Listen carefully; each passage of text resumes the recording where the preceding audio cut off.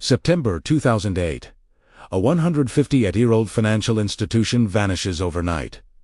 Retirement savings obliterated. 8 million jobs deleted. And the crazy part? A handful of outsiders saw it coming and got rich betting against everyone else. This is that story. Picture this. A banking giant that survived the Civil War, 2 world wars, and the Great Depression suddenly vanishes in 24 hours. $600 billion evaporated, pensions destroyed. 8 million jobs wiped out. The trigger, a deceptively simple promise sold to millions. Home ownership equals wealth.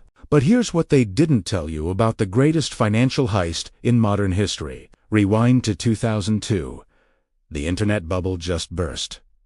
The Twin Towers fell. The economy's on life support, so the Federal Reserve pulls out the emergency playbook, slash interest rates to practically nothing. Suddenly, borrowing money becomes cheaper than ordering pizza, and Wall Street discovers their new favorite product isn't stocks or bonds, it's mortgages. Lots and lots of mortgages. Banks started handing out home loans like candy on Halloween. Got a pulse? Here's $500,000. The pitch was everywhere. Stop throwing money away on rent. Build equity. Live the dream. And Americans bought it. Literally.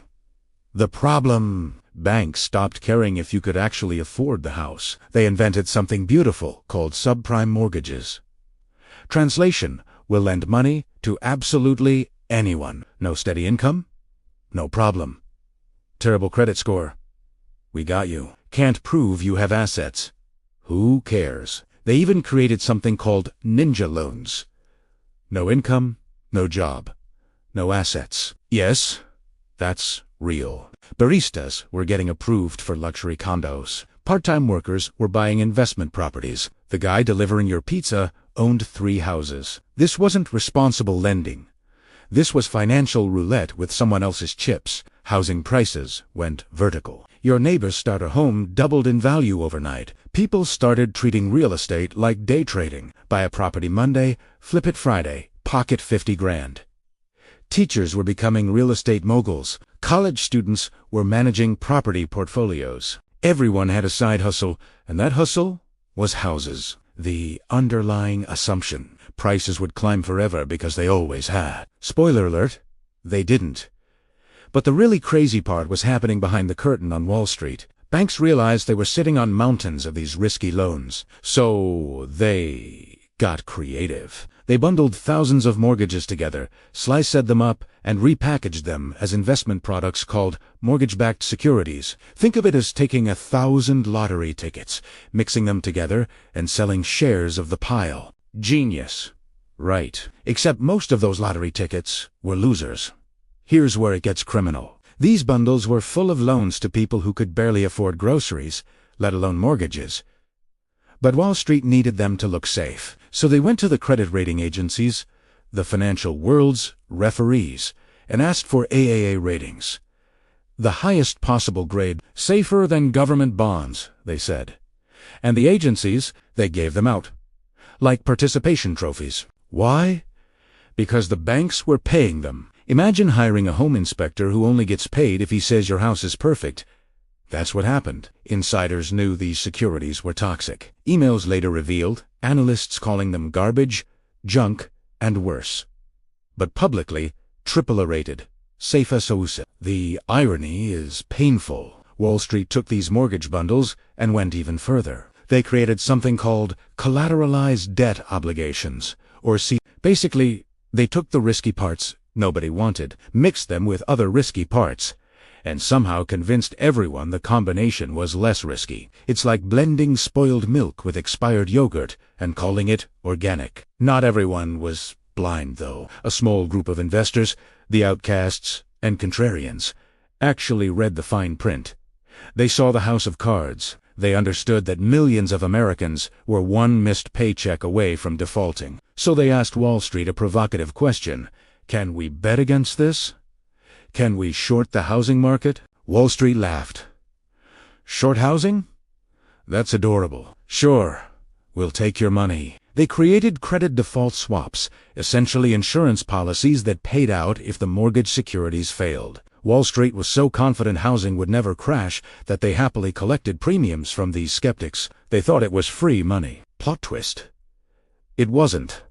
These swaps became financial weapons of mass destruction. Billions of dollars in bets, stacked on top of bets, all interconnected, all waiting for a spark. By 2006, cracks appeared. A few mortgage payments missed here, a foreclosure there. Nothing alarming yet. But then it accelerated. Adjustable rate mortgages reset to higher payments. Homeowners couldn't afford the new rates. Defaults multiplied. Foreclosures spread like wildfire. The empty houses started piling up. And then the unthinkable happened. Housing prices fell. The asset that only goes up was going down. Panic mode activated. Those mortgage-backed securities, suddenly worthless. The CDOs, radioactive banks that gorged on these products, watched their balance sheets implode in real time. Lehman Brothers, a Wall Street institution older than the light bulb, collapsed. No warning, no rescue, just gone. $600 billion in assets vaporized. The message echoed through every trading floor. If Lehman can die, nobody's safe. The financial system froze solid. Banks stopped trusting each other. Credit dried up completely. It's like the economy's circulatory system stopped pumping. Companies couldn't make payroll. Families couldn't get car loans. Students couldn't finance college. The ripple effects were devastating. Stock markets cratered. Globally, Iceland's entire banking system collapsed. European economies bucked. Tokyo to London. Everyone felt the shockwave. Back in America, the damage was apocalyptic. Unemployment doubled. Nearly 10 million jobs disappeared.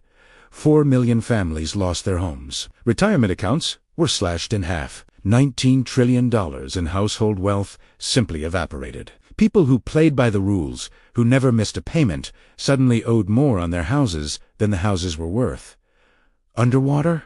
They called it drowning is more accurate. The government faced an impossible choice. Let the entire financial system collapse or bail out the very institutions that caused the disaster.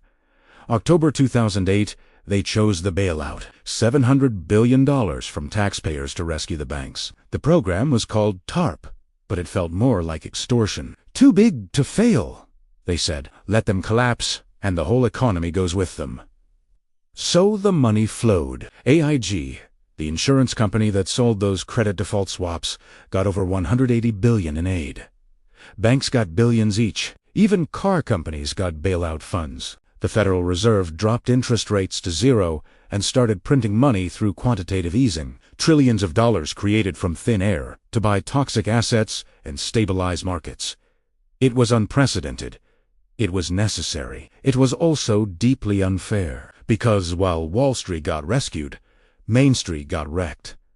Unemployment hit 10%. Soup kitchens overflowed. Foreclosure notices became wallpaper, and then people saw the news. Wall Street bonuses are back. Banks that nearly destroyed civilization were paying executives million-dollar bonuses with bailout money. The rage was inevitable. I lost my house. They got bonuses. Occupy Wall Street erupted. We are the 99%. The signs read. The anger wasn't just about the money, it was about justice, or the lack of it. Not a single major Wall Street CEO went to prison. No handcuffs, no trials, just golden parachutes and quiet exits. The system protected the powerful and punished the powerless. Privatized the profits, socialized the losses. That became the motto. The lesson was clear. If you're big enough, reckless enough, connected enough, you'll get rescued. Everyone else, you're on your own. The economy eventually recovered. Markets rebounded. Banks rebuilt. But the trust, that stayed shattered. An entire generation learned that the system is rigged. That risk gets rewarded until it doesn't, and then taxpayers foot the bill. The wealth gap exploded. Faith in institutions collapsed. Political polarization intensified. The aftershocks are still reverberating today because 2008 didn't just break the economy. It broke the social contract. Here's what keeps financial experts awake at night. We fixed the symptoms, not the disease. Banks are bigger now than before the crisis. The same complex financial instruments still exist, just with different names. The next crisis won't look like 2008, it never do us. It'll come from somewhere unexpected. Somewhere that looks safe and profitable right up until it explodes. The real question isn't if another crisis will happen. It's whether we'll recognize it before it's too late. Stay sharp, stay informed, and never assume that just because everyone's doing something, it's actually a good idea. The 2008 crisis proved that what looks like free money usually costs everything. If you want to learn how to recognize financial bubbles before they pop and protect your wealth when everyone else is panicking, hit subscribe. Because the next crisis won't send a warning. Don't forget to share this with someone who thinks the housing market only goes up.